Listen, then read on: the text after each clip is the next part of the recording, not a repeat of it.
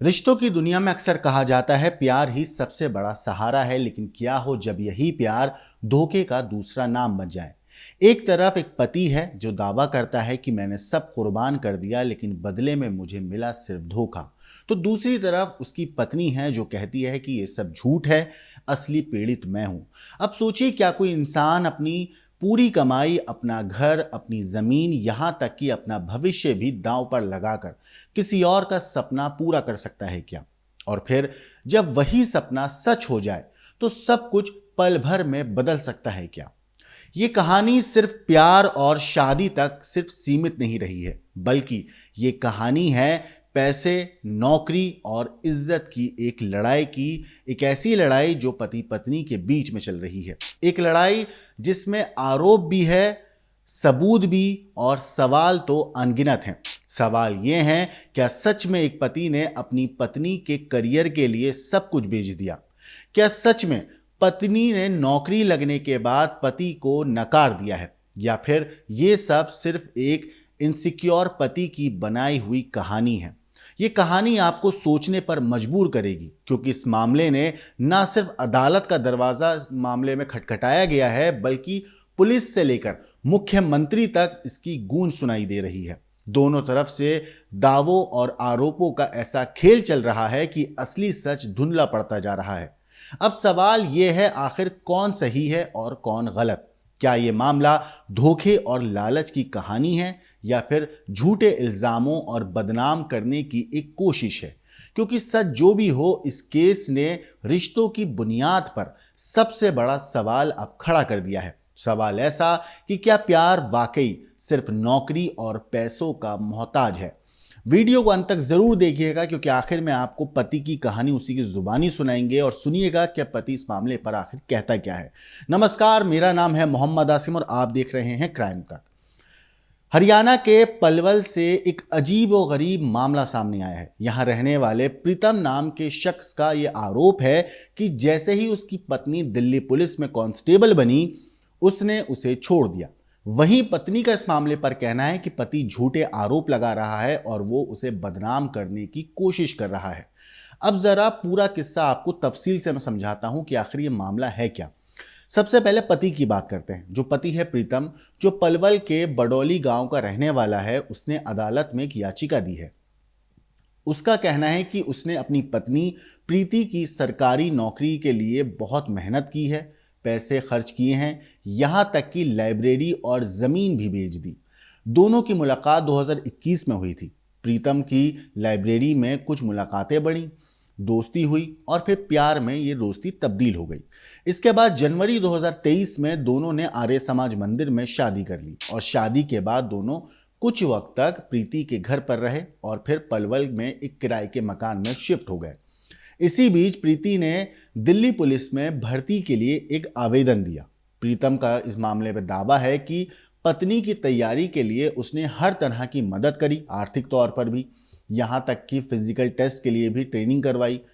फरवरी 2024 में प्रीति को ट्रेनिंग के लिए बुलाया गया, लेकिन यहीं से अब इस मामले में विवाद शुरू हो जाता है, क्योंकि यहीं से विवाद की शुरुआत हुई है। और प्रीतम का आरोप है कि जब नौकरी के लिए दस्तावेज चेक हुए तो प्रीति ने खुद को शादीशुदा ना बताकर अनमैरिड यानी कि अविवाहित दिखाया। उसे ये बात बाद में पता चली। इसके बाद फरवरी 2025 में जब प्रीति ट्रेनिंग पूरी करके वापस लौटी तो सीधा अपने मायके चली गई और प्रीतम से कोई संपर्क नहीं किया। जब वो लेने गया तो ससुराल वालों ने बेटी को उसके साथ भेजने से साफ इनकार कर दिया। इस मामले पर प्रीति का हालांकि कहना है कि इस मामले पर प्रीतम का कहना है कि अब पत्नी तलाक के लिए दबाव बना रही है और धमकियां दे रही है। इतना ही नहीं, पुलिस के जरिए भी उसे परेशान किया गया है। प्रीतम ने खुद मुख्यमंत्री और मानवाधिकार आयोग तक शिकायत कर डाली है। अब आपको बताते हैं इस मामले में जो पत्नी है उनका क्या पक्ष है, उनका क्या कहना है। प्रीति का इस मामले पर कहना है कि नौकरी लगने के बाद जो प्रीतम है वो इनसिक्योर हो गया है। उसने कहा कि प्रीतम ने आर्य समाज मंदिर में दबाव डालकर शादी करवाई थी, लेकिन इसके बावजूद उसने हमेशा मदद ही की। यहां तक कि नौकरी लगने के बाद उसने अपनी पहली तनख्वाह से प्रीतम को 1 लाख रुपए दिए और लाइब्रेरी खोलने के लिए 5 लाख का लोन लिया, जिसकी किस्तें वो खुद भर रही है। इतना ही नहीं, प्रीति का आरोप है कि प्रीतम बेबुनियाद बातें फैला रहा है, उसे बदनाम कर रहा है। उसने खुद भी सीएम विंडो पर शिकायत की थी। पुलिस में भी लिखित दिया था कि प्रीतम इस तरह की हरकतें नहीं करेगा, लेकिन अब फिर भी वो यही सब दोहरा रहा है। अगला कदम क्या होगा, इस पर प्रीति ने फिलहाल चुप्पी साध ली है। अब बड़ा सवाल यह है कि सच कौन कौन बोल रहा है। क्या प्रीतम सच में अपनी पत्नी की नौकरी के लिए सब कुछ दांव पर लगाकर अब धोखा खा के बैठा हुआ है, या फिर प्रीति के मुताबिक ये पति का एक इनसिक्योर भाव है जो सरकारी नौकरी लगने के बाद सामने आया है। इस पूरे मामले पे प्रीति की तो हमारे पास बाइट नहीं आई है, प्रीति से हमारी बात नहीं हुई, लेकिन प्रीतम ने जो कुछ आरोप लगाए हैं, एक बार आप प्रीतम की खुद जुबानी सुनिए। सर 2021 के आसपास हमारी मुलाकात हुई थी इधर लाइब्रेरी में। तो वहाँ पे उससे कुछ टाइम बाद हम रिलेशनशिप में आ गए थे। रिलेशनशिप में आने के बाद हम कुछ 2023 में हमने शादी की थी।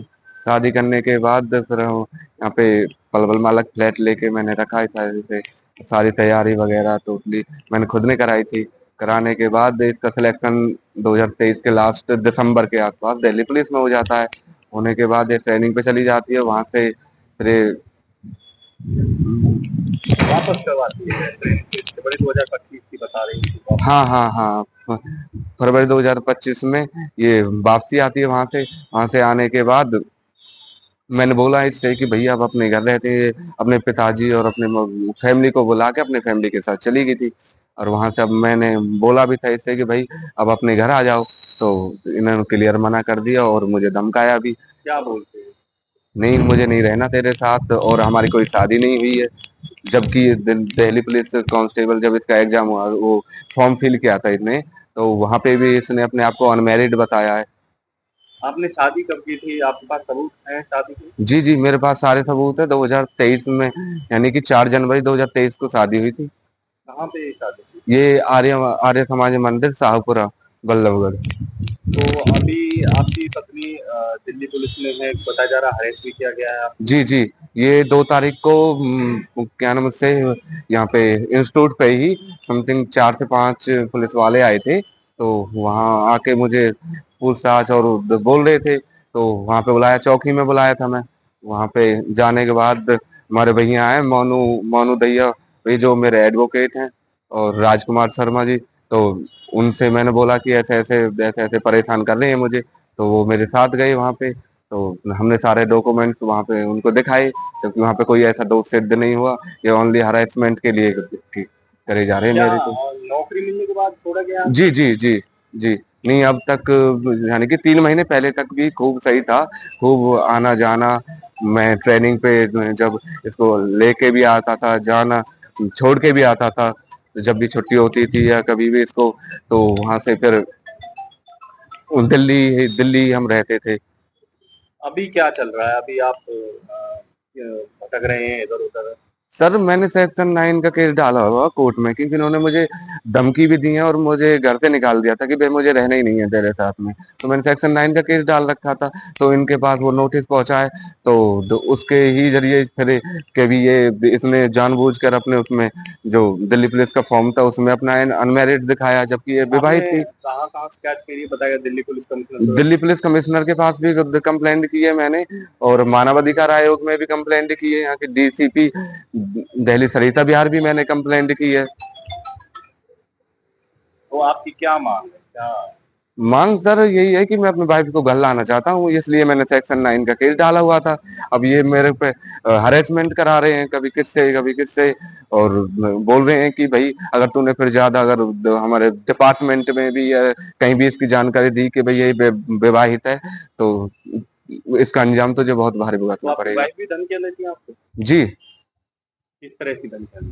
धमकी मुझे बोला था कि भाई अगर तूने कहीं भी कंप्लेंट या कुछ भी, जो हमारे शादी के फोटोज वगैरह हैं, अगर ये नहीं काटे तूने तो इसका अंजाम तू भुगत लेना, और तेरा वहां पे थाने में तुझे कुटवाऊंगी और वो वगैरह ऐसे ही। तो सुना आपने इस पूरे मामले पर पति जो है प्रीतम, उसका क्या कहना है। अब इस केस के ऊपर आपकी क्या कुछ राय है, कमेंट करके जरूर बताइएगा। लेकिन देश और दुनिया की बाकी क्राइम की खबरों के लिए देखते रहिए क्राइम तक।